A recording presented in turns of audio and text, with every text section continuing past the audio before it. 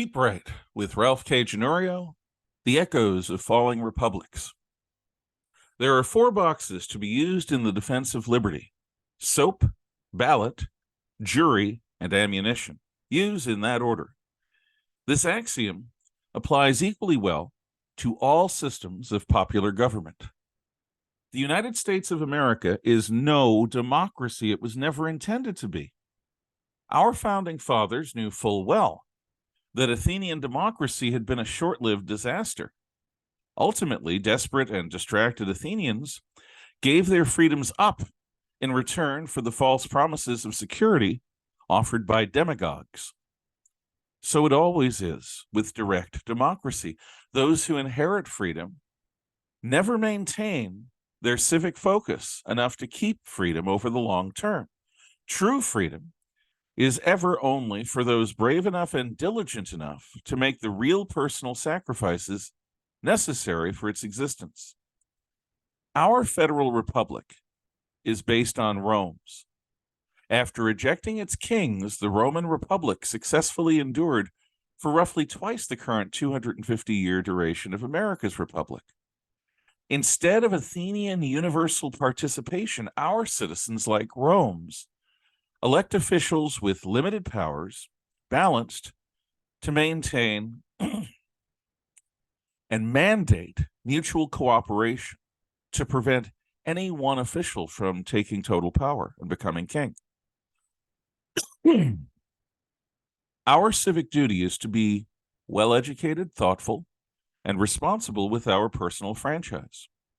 Well-educated does not mean being indoctrinated by today's intellectual gulags of woke post-secondary colleges and universities. Rather, each citizen is supposed to assiduously inform himself about the powers of each office, the character of each candidate, their stated program, and any issues of controversy pertinent to the coming term.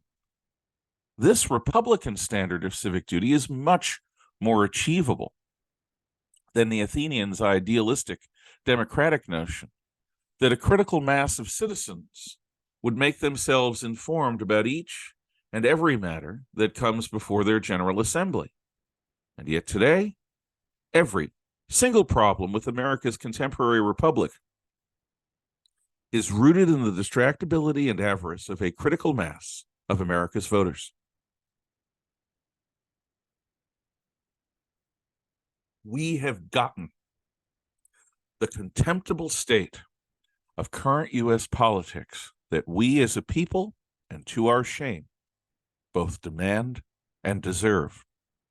Nothing can or will improve within our poisonous politics until we, who comprise the proverbial great silent majority of America's citizens, sloughs off our inertia and confusion.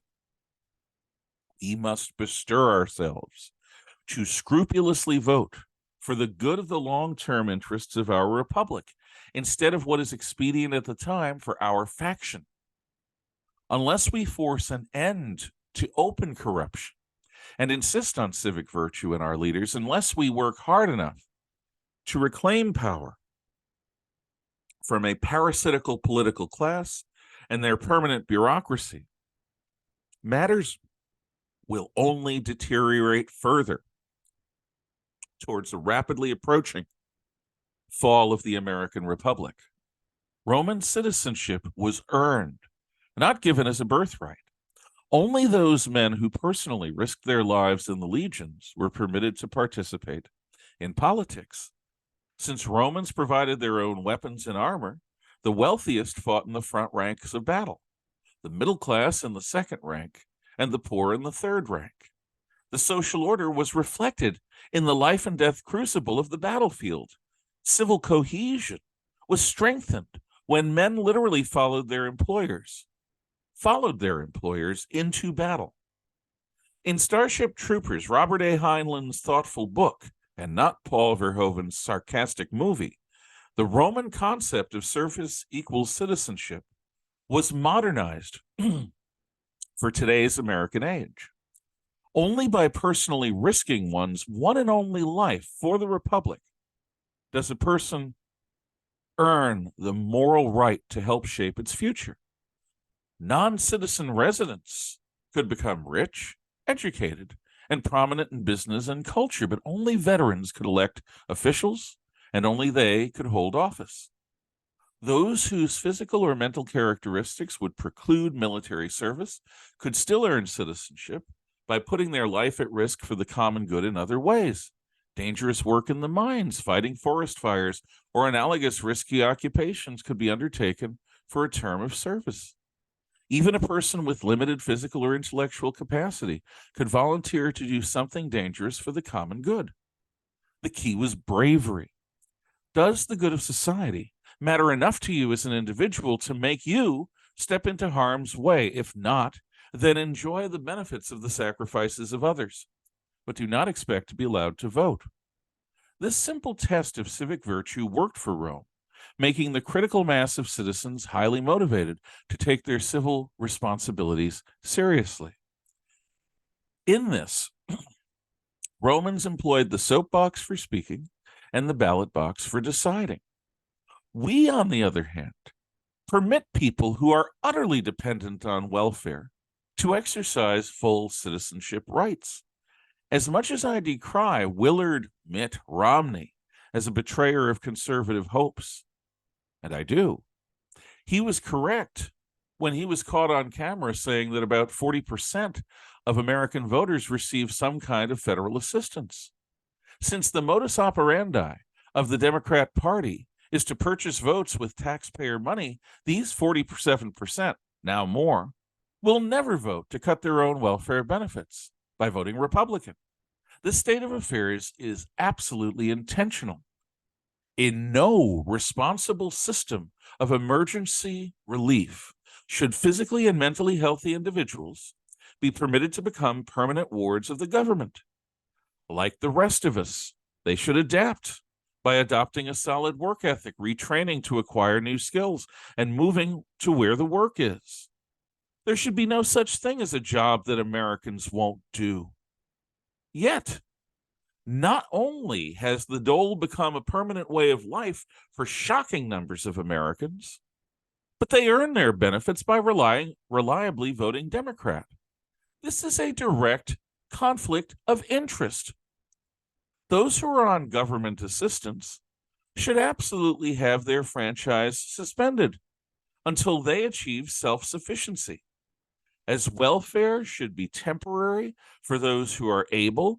So should the suspension of their voting rights be temporary. Roman citizenship was compromised by their successes in war and peace. Innumerable slaves entered Rome's economy as prisoners of war after their victory over Hannibal in the Second Punic War.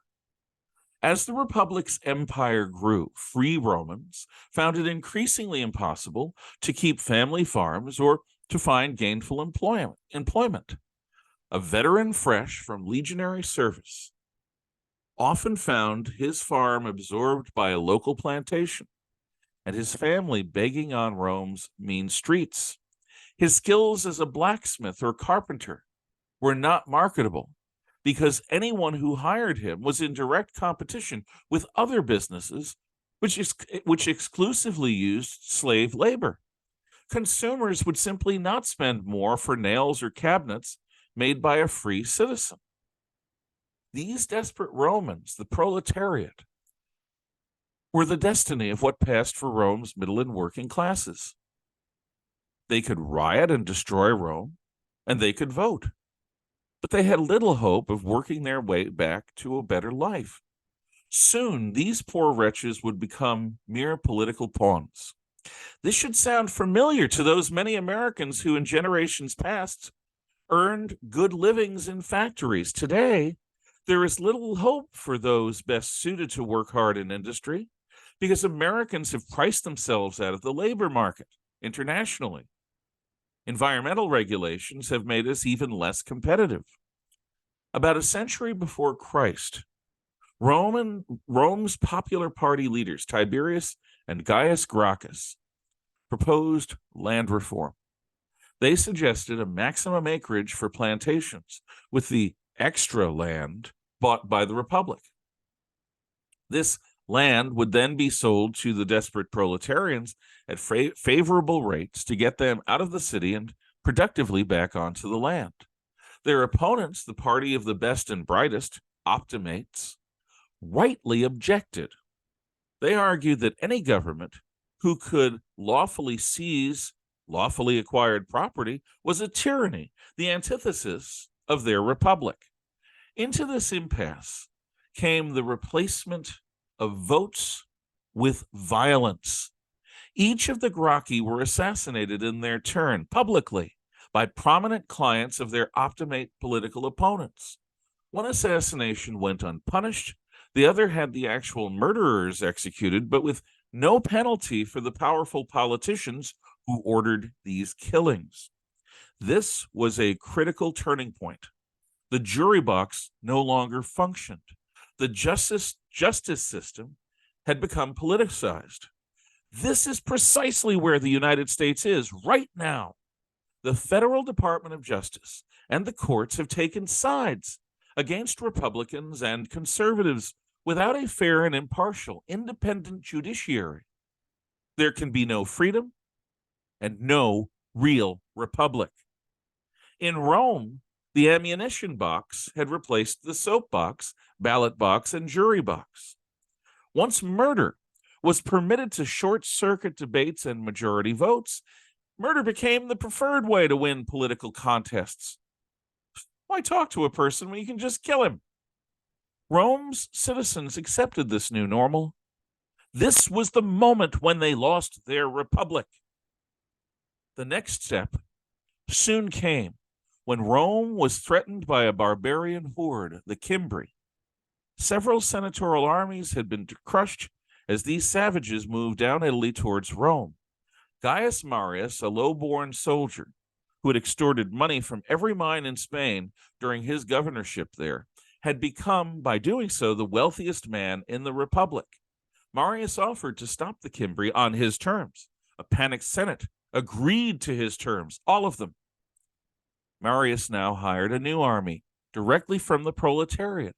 He provided them with weapons, armor, and the best training in the empire. He would pay them well. And if they survived a term of service, he, Marius, would purchase farmland, which would become theirs as their retirement benefit. Marius's armies may have marched under the banner Senate and people of Rome, but they were his personal army. He defeated the Cimbri, drove them from Italy, and became the first man in Rome, permanent consul, in effect, its ruler, its king. Soon Marius's former aide, Lucius Cornelius Sulla, would follow Marius's example and hire his own proletarian army. Sulla used this army to conquer key parts of the Greek East. After several victories, Sulla marched on Rome, defeated Marius in a civil war, and became dictator for life. Fortunately, he soon died. With Sulla's death, Rome had its last chance to reverse its descent into dictatorship. The practice of politics had been transformed from speeches and votes to assassination, and finally to private armies waging civil wars.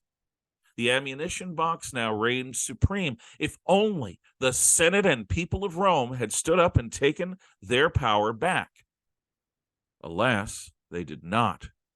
In their confusion, fear, and laziness, Romans permitted new generations of rulers to become kings by any other name.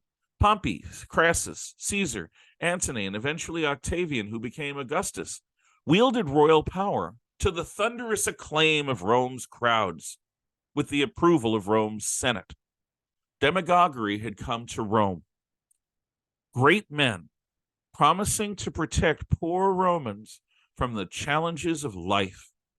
The most famous statue that Augustus, the first Roman emperor, commissioned had the city of Rome depicted in the form of an infant cherub clinging dependently to Augustus's skirts. As our American Republic is patterned closely on the Roman Republic, we had best take heed and learn from their mistakes. We must reclaim the jury box, clean up our justice system, restore an independent judiciary. Only by doing so can we restore the ballot box and the soapbox to their rightful place in our free society. Elsewise, we will only be left with the ammunition box, which would be a calamity even if we win. If we, everyday citizens, take responsible action, we can still prevent the fall of the American Republic.